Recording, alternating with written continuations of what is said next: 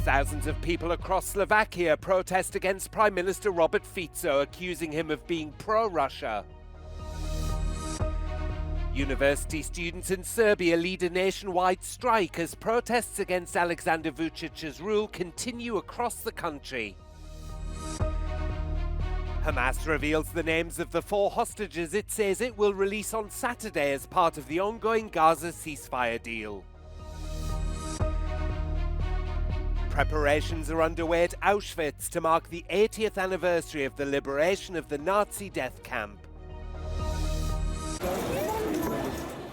Thousands of people have protested across Slovakia against the policies of Prime Minister Robert Fico, who they accuse of being pro-Russia. The latest wave of rallies was fueled by Fico's recent trip to Moscow to meet Vladimir Putin, a rare visit to the Kremlin by an EU leader since the 2022 invasion of Ukraine. Fico's recent remarks that Slovakia could leave the European Union and NATO have also sparked anger among protesters. Earlier this week, Fico accused protest organisers of being in contact with unspecified foreign forces who he says are working towards engineering a coup. Fico linked those accusations to a report by the country's spy service that he presented in Parliament on Tuesday. The opposition dismissed that report and accused Fico of misusing the SIS for political purposes. Protest organisers from the Peace for Ukraine group also slammed Fico's claims, saying he's trying to frighten the Slovak population.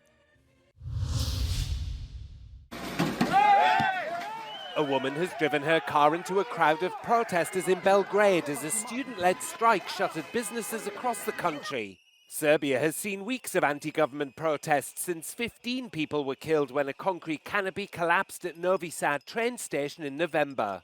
Protesters also accused President Alexander Vucic of being increasingly authoritarian and curbing democratic freedoms. Vucic held his own rally with thousands of his supporters meeting in the central town of Jagodina.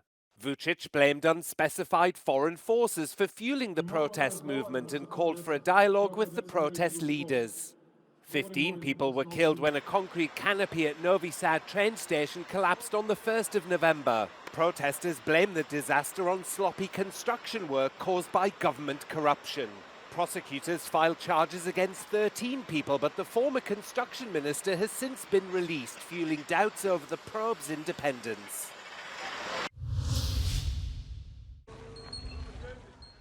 Hamas has revealed the names of the 4 hostages it says it will release on Saturday as part of the ongoing Gaza ceasefire agreement with Israel. The 4 hostages are all female soldiers and have been named as Karina Ariev, Daniela Gilboa, Naama Levy and Liri Albag. They're set to be freed in exchange for 180 Palestinians imprisoned by Israel. Under the first phase of the ceasefire deal, a total of 33 hostages are expected to be released over the course of 6 weeks. In Gaza, the ceasefire has allowed Palestinians to attempt to return to their homes, most of which have been completely destroyed by Israeli airstrikes. Civilians in the south will be allowed to take a coastal road to northern Gaza from Saturday, where Israeli troops are expected to withdraw. Since the start of the ceasefire, more humanitarian aid has also entered Gaza, and thousands of families have been able to receive full food rations.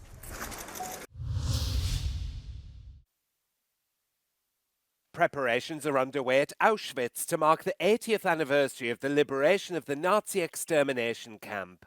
The commemoration ceremony will take place on the 27th of January and will be attended by Holocaust survivors, international guests and Polish authorities. Organisers say there will be no speeches by politicians and only survivors of the death camp will speak. Mamy nadzieję, że 27 stycznia cały świat połączy się z nami, żeby posłuchać głosu ocalałych z Auschwitz. The commemorations take place in Oświęcim, a town that was under German occupation during World War II, where the Nazis operated the most notorious of their death camps. More than 1.1 million people were murdered at Auschwitz. At least 3 million of Poland's 3.2 million Jews were murdered by the Nazis.